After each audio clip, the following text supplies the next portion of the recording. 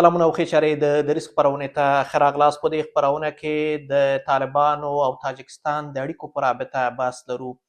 څو ځلې پر تاجکستان باندې بریدونه وشول. په وروستي برید کې 2 تاجکستاني سرتیري هم ووژل شول. تاجکستان له طالبانو څخه غوښتنه کړې وه چې باید له موږ څخه بخښنه وغواړي. بل خوا طالبان وایي چې ځینې نورې کړۍ دي، نه غواړي چې د تاجکستان او افغانستان اړیکې ښې شي او دوی غواړي چې مشکلات رامنځته کړي.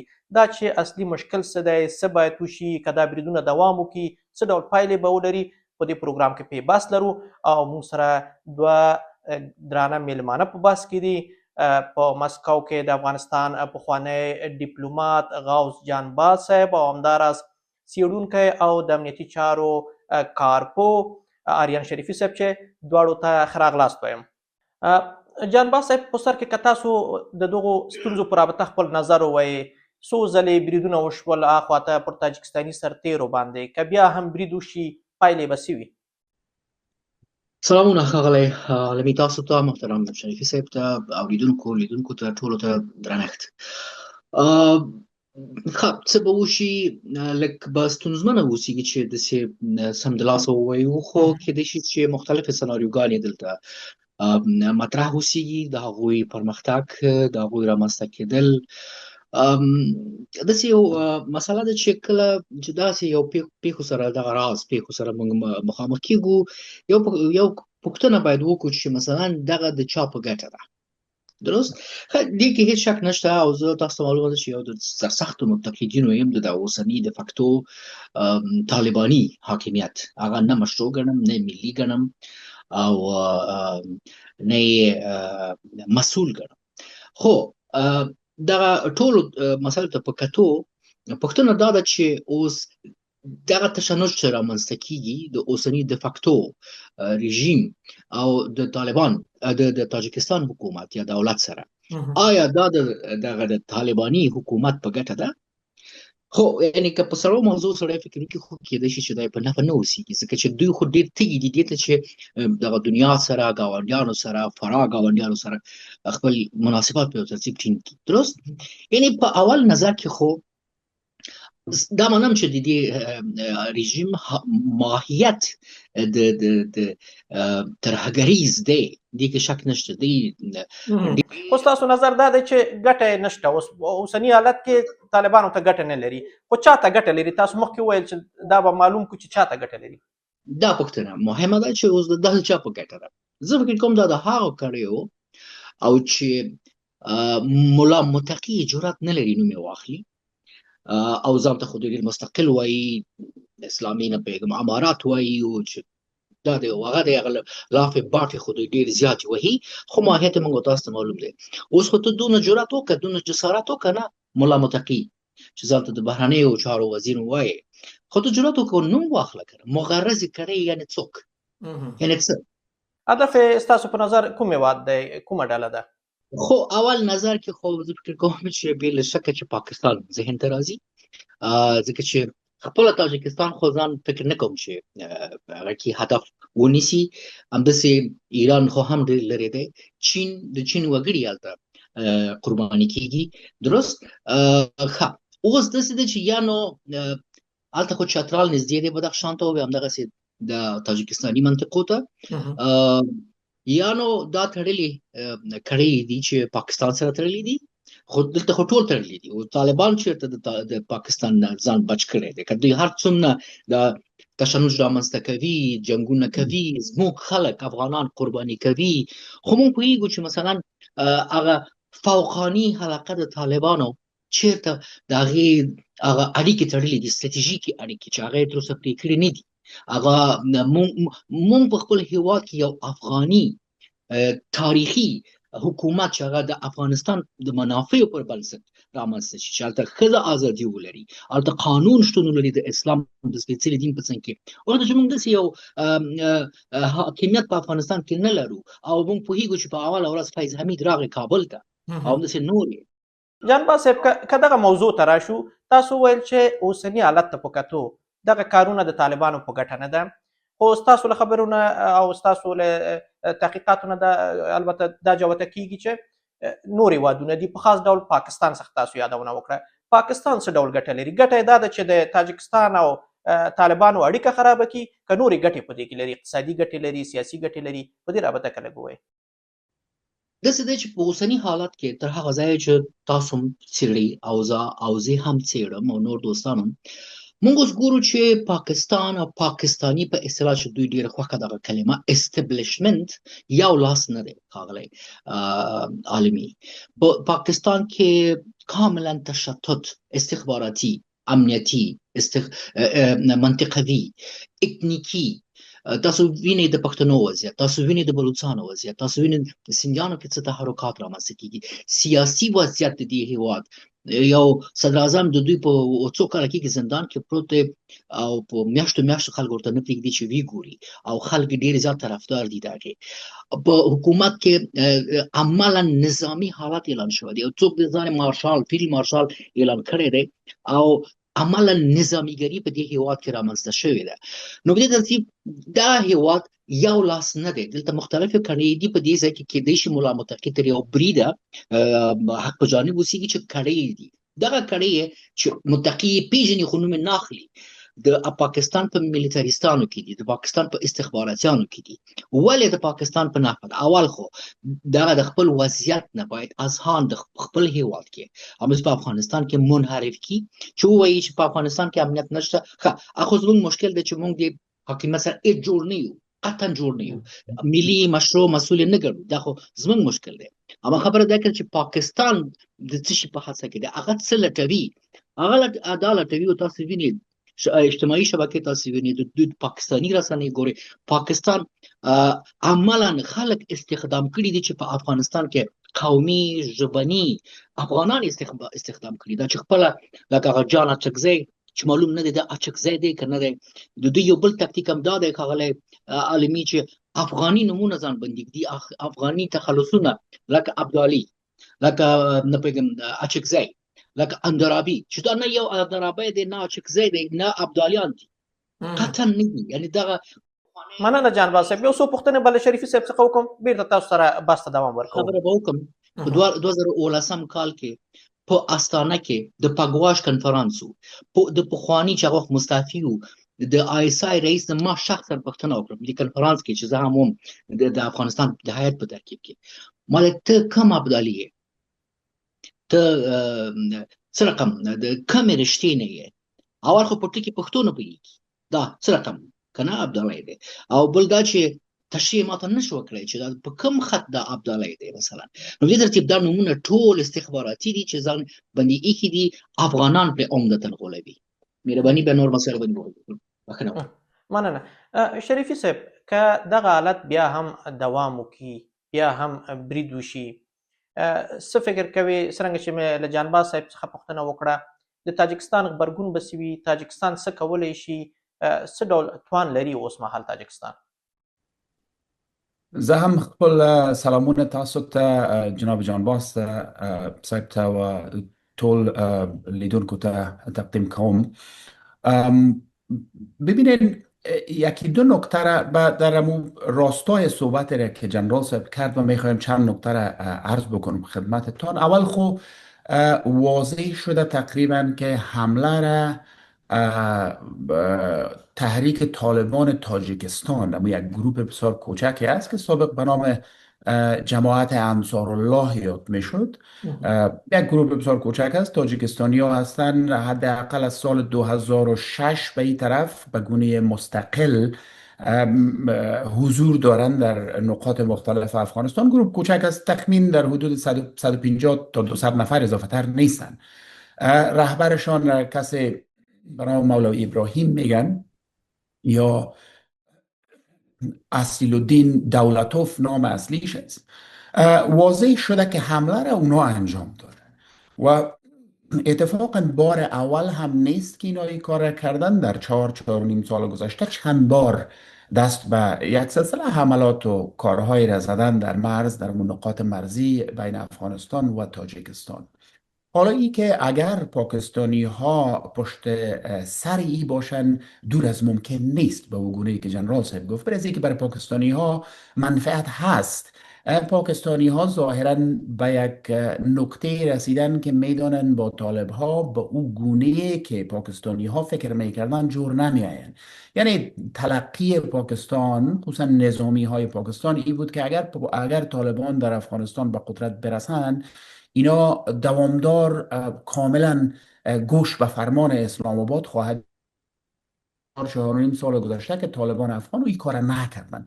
به اون لحاظ پاکستانی ها واقعا به نفعشان است اگر ایره به دنیا و به منطقه نشان بدهند که آنچه در داخل افغانستان امروز جریان دارد تهدید تنها برای پاکستان نیست، تنها مشکل افغانستان نیست، بلکه یک تهدید و یک مشکل برای منطقه هست و حتی فراتر از منطقه. لذا ای با همون روایتی را که پاکستانی ها دارن یکسان است. بنابراین این دور از امکان نیست. البته من اطلاعی ندارم، میخواستم که فقط همین یک نکته را واضح بسازم.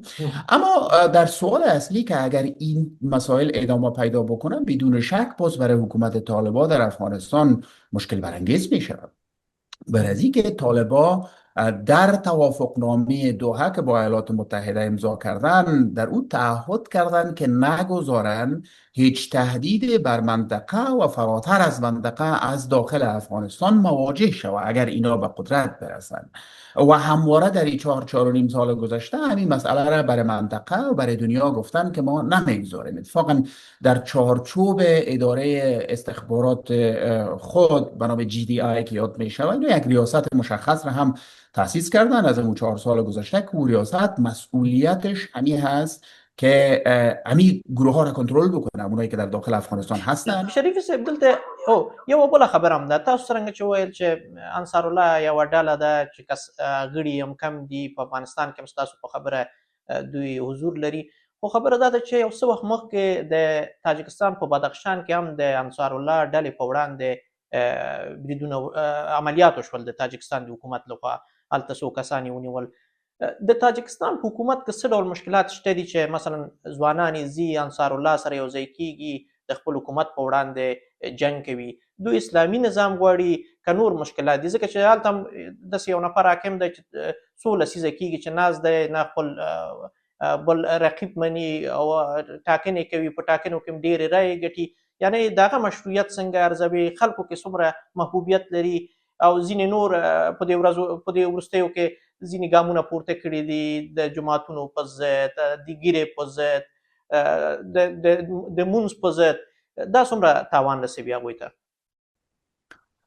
خب ریشه اینا برمیگرده به دهه 90، زمانی که تاجیکستان از اتحاد شوروی سابق جدا می شد. زمانی که اتحاد شوروی فرو پاشید و جمهوریت های مختلف اینا خودمختاری اعلان کردن. در اکثریت جمهوریت های اسبق اتحاد شوروی، خصوصا اونایی که جمعیت مسلمان داشتن، تحرکات به اصطلاح اسلام گرایانه آغاز شد در همون زمان. در تاجیکستان هم در دهه 90 ما شاهد بودیم که حتی مسئله بسیار جدی شد، یک جنگ داخلی، تقریبا جنگ داخلی برش گفتم میتونیم در گرفت. باز بالاخره او جنگ آرام شد و در او حتی در میانجیگری از اونا گفته می شد که استاد برهان الدین ربانی نقش داشت و یک سلسله افغانای دیگر نقش داشتن تا که او جنگ را خاتمه دادن. به هر حال او جنگ خاتمه پیدا کرد، ولی تفکر اسلامگرایانه، تفکر اسلام سیاسی در عموم در ازبکستان هست، در تاجیکستان هست، حتی در قزاقستان در حدود هست. ما به این کشورها رفت آمد بسیار زیاد دارم، در این وقتا رفت آمدهای کاری تحقیقاتی بسیار زیاد دارم. یعنی این شما درک میکنین، حس میکنین که در بین یک تعدادشان این مسئله وجود داره. برای جماعت انصار الله هم ریشه‌اش برمیگرده به دهه 90، ولی اون تفکر هنوز هم در یک حدی وجود داره. در تاجیکستان حالا کمتر، در ازبکستان من تو بیشتر میبینم این مسئله را. در قزاقستان بود تا 1-2 سال گذشته یک چیز سرکوب شده در قزاقستان، ولی در تاجیکستان هم همین تفکر وجود داره. دقیقاً به طوری که جناب شما گفتین، هدف گروه جماعت انصار الله ای است که حکومت جمهوری فعلی تاجیکستان را اینا به اصطلاح خود سرنگون بکنن و در اونجا یک حکومت باز هم بر اصطلاح و زعم خودشان اسلامی را در اونجا به وجود بیارن. همین تفکرشان هست، از سابق هم هست. به همون دلیل هست که روابط اینا با سازمان القاعده داشتن، به همون دلیل هست که در افغانستان آمده بودن، روابط با تحریک طالبان افغان داشتن. یعنی هدف اصلیشان او است. ولی با نظر داشته وضعیتی که در تاجیکستان هست، در استقراری که فعلا حکومت تاجیکستان داره، تسلطی که بر اوضاع داره، اینا چانسی ایره ندارن که واقعا بتوانند در اونجا تغییرات عمده سیاسی را به وجود بیارن بدون. د تاجکستان حکومت یوازې قوي دی که په دې رابطه البته په سرحدي سیمو کې د روسیې رول هم ډیر مهم دی او روسیه د منځنۍ اسیا له هیوادونو او په خاص ډول له تاجکستان څخه ساتنه کوي. ما فکر میکنم هر دویش تاثیر داره. در قدم اول حاکمیت فعلی تاجیکستان بر اوضاع مستقر هستند، اینا تسلط دارن بر اوضاع. در داخل کشور احزاب دیگری که بتوانن بر ضد حاکمیت فعلی باشن وجود ندارن. گروه هایی که واقعا بر ضدش باشه او قدر نداره. فقط همین جماعت انصار الله است، هم خیلی کم، خیلی کوچک، خیلی محدود. یعنی تحرکات جماعت انصار الله را بدون شک یک تهدید کوچک هست برای تاجیکستان، ولی او را به هیچ وجه نمیتونیم من حیث یک تهدید جدی بر حاکمیت فعلی تاجیکستان او را تلقی بکنیم. و این که روابط حکومت تاجیکستان با حکومت روسیه نزدیک است، خوب است و از سالهای بسیار متمادی بدون شک جنرال صاحب معلوماتشان اضافه تر است. در این مورد سربازای روسی در مرز تاجیکستان و افغانستان حضور دارند و این هم میتواند کمک بکنه بر استقرار حکومت تاجیکستان. جانباز صاحب، شریفي صاحب وویل چې په سرحدي سیمو کې روسي ځواکونه هم شته دي، ولې په تاجکستاني ځواکونو باندې برید کیږي خو په روسي ځواکونو باندې برید نه کیږي؟ یوه موضوع. بله موضوع دا ده چې یو خو د اسلامي ډلو مشکلات دي، بل هلته سیاسي مخالفان هم لري. امام علي رحمان دغه سیاسي مخالفان او همداراز دغه اسلامي ډلې که یو ځای شي څومره تهدید دی د تاجکستان د حکومت لپاره؟ ډېر مهم سوالونه دي ښاغلی عالمي. فقط غوښتل مې چې دوه تصحیح وکړم. اول دا چې زه جنرال نه یم شریفي صاحب، زه جانباز یم او جانباز ما د کورنۍ نوم دی، دا زما د پلار نیکه دی او داسې څه ورته وایي اکتسابي هغه هم نه دی. د پروګرام نه مخکې منګل صاحب ستاسو نوم یې داسې تلفظ کړی لکه جنرال غوندې، نو همدې له خاطر شریفي صاحب جنرال صاحب وویل، جانباز صاحب دی. او اگر چې د یو منصبدار اولاد یم، د اعلیحضرت د وخت په دې افتخار کوم. زما کورنۍ کې ډېر منصبداران شته دي، تېر شوي دي، البته مستعفي دي اوس. په هر ترتیب چې نظامي سړی نه یم، کاملا ملکي سړی یم. دا یو. بله تصحیح مې غوښتل چې فقط یو اشاره ورته وکړم چې ښاغلي شریفي صاحب چې ډېر یو لوی متخصص دی، زه ورته سخت احترام لرم، هغې وفرمایل چې ګواکې برهان الدین رباني چې د هغه وخت افغانستان ولسمشر او احمد شاه مسعود چې د هغې قومندان و، ګواکې دغه د تاجکستان په هغه کورنۍ جنګ کې، بحران کې چې ډېر شدید بحران و، تقریبا څه کم 10 کاله دوام وکړ پس د شوروي اتحاد د ړنګېدو. هلته دوی کوم نقش نه درلوده. دا خپله یو میف دی، په اصطلاح یو افسانه ده. صحیح ده چې هغې اړیکې درلودلې، نه پوهېږم چې په کوم بنیاد، خو کېدی شي هغې باندې باید جدا بحث وشي. هلته د شوروي اتحاد د هغه وخت د بهرنیو چارو وزیر یevgeni پریماکوف راغی دوشنبې ته او اخطار یې ورکړ دواړو خواو ته. هغه وخت کې په تاجکستان کې یو ګوند په نوم د جنبش رستاخیز اسلامي ورته ویل، داسې یو نوم یې درلوده، او عبدالله نوري هغه مسؤل او دا اوسنی ولسمشر د تاجکستان چې امام علي رحمان نومیږي. نو د دوی په منځ کې سوله وکړه، اخطار یې ورکړه که چیرې تاسې مصالحه ونه کوي نو موږ باندې نور حساب مه کوئ او تاجکستان بیا ځي د خرابېدو خواته. دغه اخطار ډېر کار وکړ، ځکه چې تاجکستان یو هغه هېواد دی چې ډېر تړلی دی، اقتصاد ډېر ضعیف دی نسبت هر بل د شوروي اتحاد پخواني هېوادونه. نو اساسي رکن، اساسي علت دا و. نه هغه وخت افغانستان خپله په کورنۍ جګړه کې بوخت و، ډېر شدید، ډېر بد حالت و افغانستان کې، په کابل کې 80,000 انسانان تلف شول. نو هغې خپل کور کې سوله نه شو کولی، هلته به څنګه سوله کړي؟ په هر ترتیب دا یو موضوع. بل دا چې ولې د روسیې مثلا اساکر داسې دی چې اساکر خو په سرحد کې نشته ښاغلی عالمي. د روسیې پوځیان چې دي هغوی په خپل بیس کې دي، یعنې خپل په قشرو کې دي چې هغه د سرحد نه لرې دي بعض کې دي کنه هغه سرحد کې خپل تاجکستانیان دي تاجکان هغه ساتي او زه موافق یم شریف سره چې تاجکستان هر څومره چې دی چې ګورا اقتصادي اوس د توسعې په حالت کې دی خو هغه کنټرول لري په خپل هیواد ګرچې وقتا فوقتا په غرني بدخشان کې چې اوتونومي د یو خودمختار ولایت دی هلته ځینې پیښې رامنځته کیږي خو په ټولیزه توګه تاجکستان خپل په اراضي باندې کنټرول لري دا هغه بل پښتنه څه چې پښتنه ډیر شولې وغه یو خو اسلامي ډلې دي د تاجکستان د حکومت په وړاندې د دغو ډلو ترڅنګ سیاسي مخالفان څومره تهدید کېدای شي د تاجکستان د حکومت لپاره ها داسې دی چې یعنې موږ اوس خو دنیا داسې ده ښاغلی عالمي صاحب چې اوس هر هیواد دیموکراسي خپلواکي دغه د خلکو واک دا په خپل حساب تعبیروي هغه دیموکراسي چې مثلا په تاجکستان کې دا په چین کې دا مثلا کنه وایم په متحده ایالاتو کې دا او کدا تاسو وګورئ مثلا اوس د وروستي دکتین د استراتیژي د بهرنۍ د متحده ایالاتو هغوی مثلا هر نظام اوسمني هغه پخوانی تګلارې نه چې هر ځای کې لاړ شو دیموکراسي حاکمه که هغه ایدئولوژیکي وچ کلک برخورد اوس منځ ته دی تاجکستان دغه سي هیواد دی چې هغه سي دی تاجکستان دغه سي هیواد دی چې هغه دغه خلک جوړوي کنه هغه اراده په یو ترتیب تمثیلوي او دا به تاجکستانیان فیصله کوي چې سره کوم حکومت لري په ایران کې هم مثلا جمهوریت اسلامي ایران شاید څوک فکر وکړي چې حتی جمهوریت نشته دیموکراسي نشته خو کېدای شي اوسېږي د ایران په اذهانو کنه مونږ تاسو ولې چې کله اسرائیل په همدې ایران باندې گزارونه کول په 12 ورځو کې ایرانیان خپل حکومت سره ودرېدل څوک به وایي چې هلته استبداد کېدای شي اوسېږي به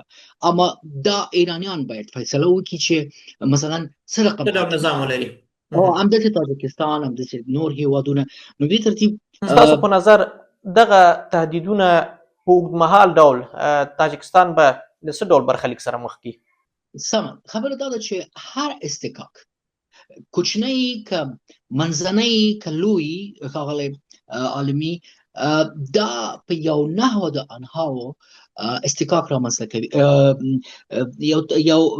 یو ناښه حالات رامنځته کوي بې له شکه په یو ترتیب دغه د دولت پایې ته ضرر رسوي که کوچنی استکاکي که منځنی که لوی نو طبعا چې تاجکستاني چارواکي پوهیږي چې که اوس د دې دفع ونشي د پیل په دوره کې نو وروسته دغسې کوچني استکاکات ډلې ټپلې چې عملا تروریستي برخوردونه کوي دا کېدای شي چې بیا په راتلونکي کې حاکمیت په ټولیز توګه چلنج کړي نو خامخا هغې به عکس العمل ښیي غبرګون به ښیي او مخه به یې ونیسي نو دا د هغوی حق دی ډیره مننه اوس طالبان وایي چې له تاجکستان سره په همکارۍ دوی غواړي چې د سرحد امنیت ټینګ کړي د دوی په وینا هغه کړۍ چې دغه تحرکات کوي یا پر تاجکستاني ځواکونو باندې برید کوي دوی غواړي چې د دغو کړیو پر وړاندې ګامونه پورته کړي تاسو څه فکر کوئ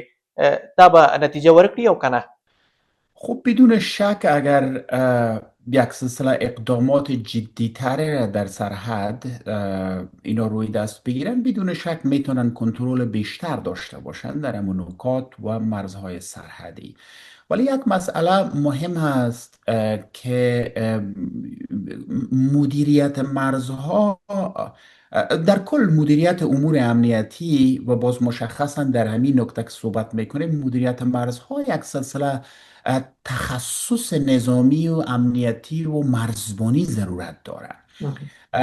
طالبان بدون شک در جنگ خوب هستند در جنگ رویا جنگ‌های گوریلایی خصوصا در جنگ‌های گوریلایی اینا تجربه کافی دارن ولی تجربه تامین امنیت تجربه مدیریت مرزها تجربه مدیریت و سوق و اداره نظامی را به گونه حرفه‌ای ندارن برای اینکه اینا خب متخصص ندارن در زمان جمهوریت، در اواخر جمهوریت، حتی در اوایل اواسط جمهوریت حتی ما هم نداشتیم همون تجربه کافیره، همون تخصص کافیره، ولی در اواخر، در سالهای اخیر جمهوریت همون تخصص و تجربه در ارگانهای نظامی و امنیتی ما به وجود آمده بود که ما حداقل میکانیزم های حرفوی و تخصصی را برای مدیریت مرزها به گونه دو جانبه، هم به طرف پاکستان، هم به طرف ایران و هم به طرف کشورهای آسیای میانه داشتیم کم کم به وجود می آوردیم. با تاجیکستان عین شکل یک میکانیزم آهسته آهسته داشت رنگ و رخ می گرفت.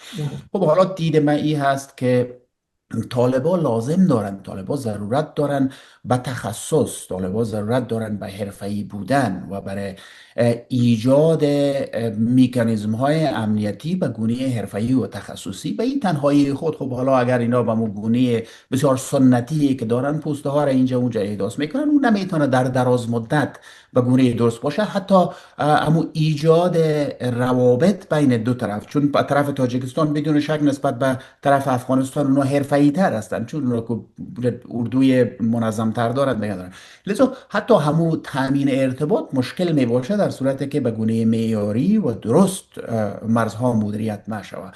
لذا خلاصه گپ من این است که اگر یک سلسله اقدامات را فعلا انجام بدن در مرزها بدون شک میتونه تاثیر مثبت داشته باشه، ولی موضوع اساسی این است که باید در کل طالبا بروند به طرف حکومت سازی، به طرف مشروعیت بخشی، به طرف قانون بخشی به نظام و اینا نمیشه. و لازم است که افغان‌ها در کل یک جای باشن و یک حکومت بسازن.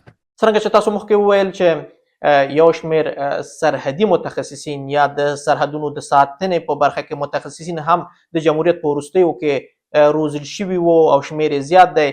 اوس کیدای شي دغه متخصصین اوزګاره وي، له دوی څخه باید څه ډول کار واخیستل شي؟ په دې برخه کې که خپل نظر ووایئ. تعداد بسیار زیاده، صدها و هزارها نفر متخصص افغان ما داریم که در غرب، در شرق، در منطقه تحصیل کردن، تحصیلات امنیتی، تحصیلات نظامی کردن، تجربه کافی دارن، ولی متاسفانه یک تعداد زیاد در بیرون از افغانستان سرگردان هستند و یک تعداد هم به داخل افغانستان کاملا بیکار هستند. از اینا سرمایه ملی ماست، تعلق به جمهوریت هم نداره، به طالب هم نداره، به کدام اداره نداره، به ملت افغانستان اینا تعلق دارن، از هر قومی که هستن. لذا از اینا باید استفاده شود، ولی او استفاده به این گونه نمی شود که حکومت به همین شکل باشه، باز یک تعداد بین در بدنی از این بچسبن و کار بکنه. این نمیشه.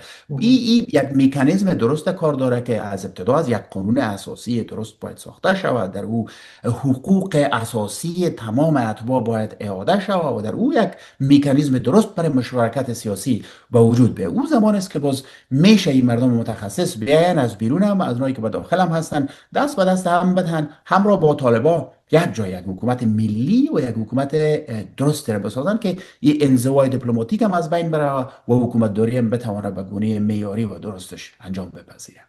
ډیره مننه شریفي صاحب، تاسو څخه مننه کوم جانباز صاحب. سلامت اوسئ. دا وه د دریځ خپرونه. تر بلې خپرونې پورې تاسو پوله یو بخښونکی خدای سپارم.